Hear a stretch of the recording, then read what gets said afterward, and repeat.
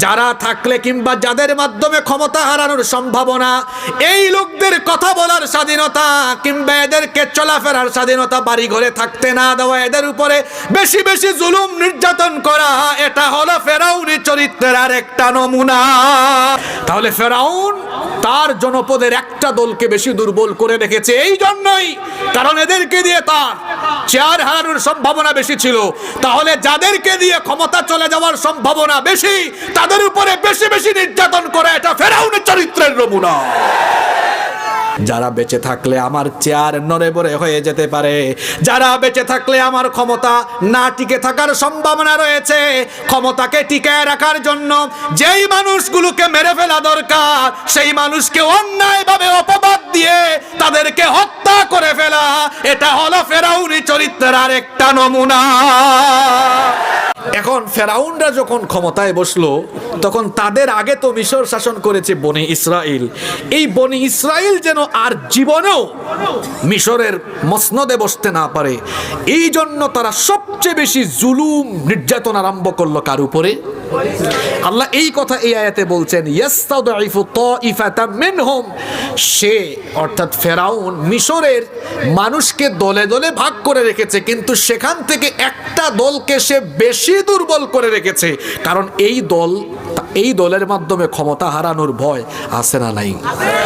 তাহলে ফেরাউন ইয়াস্তাদঈফু তাইফাতাম মিনহুম, তার দেশের একটা দলকে বেশি দুর্বল করে রেখেছে, কথা বলার স্বাধীনতা, তাদের চলাফেরার স্বাধীনতা কেড়ে নিয়েছিল, কারণ এদের মাধ্যমে বিপ্লব হয়ে মিশরের ক্ষমতা ফেরাউন হারাতে পারে এই সম্ভাবনায় সে তাদের উপরে বেশি জুলুম করেছিল।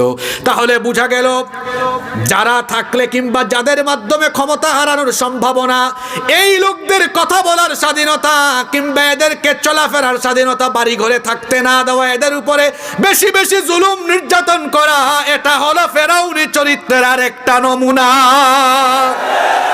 অবশ্য অঙ্কু ইজাত ফেরাউন ই জমানাত অঙ্কু আর দেখা যায় না। জি আছে নাকি তা? আচ্ছা থাকলে আপনারা কন্যা জানো, কইলে তো বিপদ। ঠিক আছে না কথা? আগে কিরামান কাতিবিন আসলা দুইজন, কয়জন আসলা? অঙ্ক কিরামান কাতিবিন দুইজন না, থেকে বেশি। ইনো গুয়েন্দার ভাই হলো আসেন, আমরা যেখানে মাহফিলও যাই ইনো NSI ডিবির ভাই হলো আছেন, তারাও বইরিছেন। কথা বুঝছেন নি? হবাইও কিরামান কাতিবিন। আবার আমি জানি না আমার সামনে পিছে ডানে বামে কত কিরামান কাতিবিন, আর ইবাই তো কিরামান কাতিবিন কতটা আছে লাগায়। আমার কথায় বেজার হয়েছে জানি আপনারা?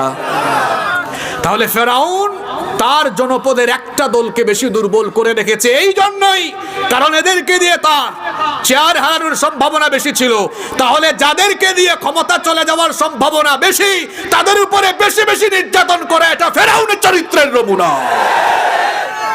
এরপরে আল্লাহ ফেরাউনের আরেকটা বৈশিষ্ট্য পরের অংশে বলছেন। আচ্ছা তার জুলুমের নমুনা কিলা আছে? এখন আল্লাহ কই না, আল্লাহ বলছেন তার জুলুমের নমুনাটা ছিল এমন, ইউদাব্বিহু আবনাআহুম ওয়া ইস্তাহয়ী নিসাআহুম। এত বড় জালিম ছিল সে, বনি ইসরাইলের সদ্য জন্ম নেওয়া শিশু ছেলেদেরকে ধরে ধরে জন্মের পরে সাথে সাথেই জবাই করে ফেলতো, আর মেয়ে সন্তানদেরকে জীবিত রাখতো। আপনাদের প্রশ্ন হতে পারে, হুজুর এই জালিম কেন মায়ের পেট থেকে বের হওয়া ছোট্ট ছেলেদেরকে, এই নবজাতক ছেলে শিশুদেরকে হত্যা করত? এর কারণ হলো ফেরাউন একবার স্বপ্নে দেখেছিল বাইতুল মুকাদ্দাসের দিক থেকে বিরাট একটা অগ্নিশিখা এসে মিশরের ফেরাউনের বংশের, কিপ্তি বংশের সবার ঘর বাড়িকে জ্বালিয়ে পুড়িয়ে ভস্ম করে দিচ্ছে, কিন্তু বনি ইসরাইল বংশের কোনো ঘর বাড়ি পুড়েও যায় না, ছাইও হয়ে যায় না। এই ভয়ঙ্কর স্বপ্ন দেখার পরে ফেরাউন ভীত বিহব্বল হয়ে গেল। সে তার রাষ্ট্রের বড় বড় স্বপ্ন বিশারদদেরকে তার প্রাসাদে আমন্ত্রণ জানালো। এরপরে বলল, আমি এই স্বপ্ন দেখেছি, আমার এই স্বপ্নের ব্যাখ্যা তোমরা আমাকে জানিয়ে দাও। তখন তারা ফেরাউনকে বলল, মহামান্য ফেরাউন, আপনার এই স্বপ্নের ব্যাখ্যা বড় খারাপ। ফেরাউন বলল, যতই খারাপ হোক না কেন স্বপ্নের ব্যাখ্যা আমাকে জানাও। তারা তখন বললেন, খুব শীঘ্রই বনি ইসরাইলের বংশ থেকে এমন একটা একটা শিশু সন্তানের জন্ম হবে।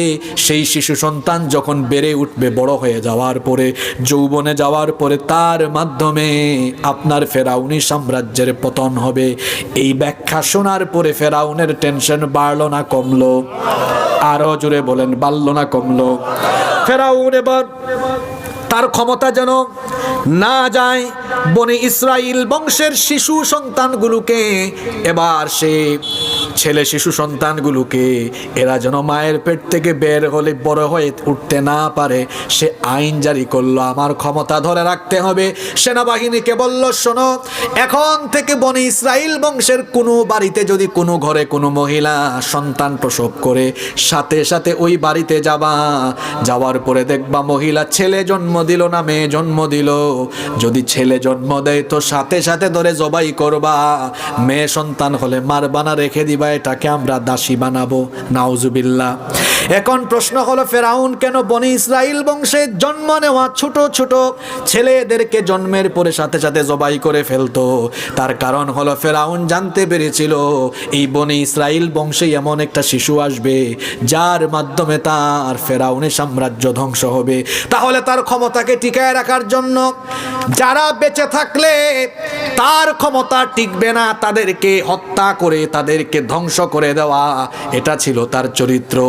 এই যুগে তার নামে কারো নাম নাই, ফেরাউন উপাধি নামে কোনো উপাধি নাই, কিন্তু তার চরিত্রের সাথে মিল আছে। এখনো দুনিয়াতে অনেক মানুষ আছে যারা বেঁচে থাকলে আমার চেয়ার নড়ে বড়ে হয়ে যেতে পারে, যারা বেঁচে থাকলে আমার ক্ষমতা না টিকে থাকার সম্ভাবনা রয়েছে। ক্ষমতাকে টিকায় রাখার জন্য যেই মানুষগুলোকে মেরে ফেলা দরকার, সেই মানুষকে অন্যায়ভাবে অপবাদ দিয়ে তাদেরকে হত্যা করে ফেলা, এটা হলো ফেরাউনি চরিত্রের আরেকটা নমুনা। দুনিয়ায় দেখো নিজাতর ফেরাউন নাই।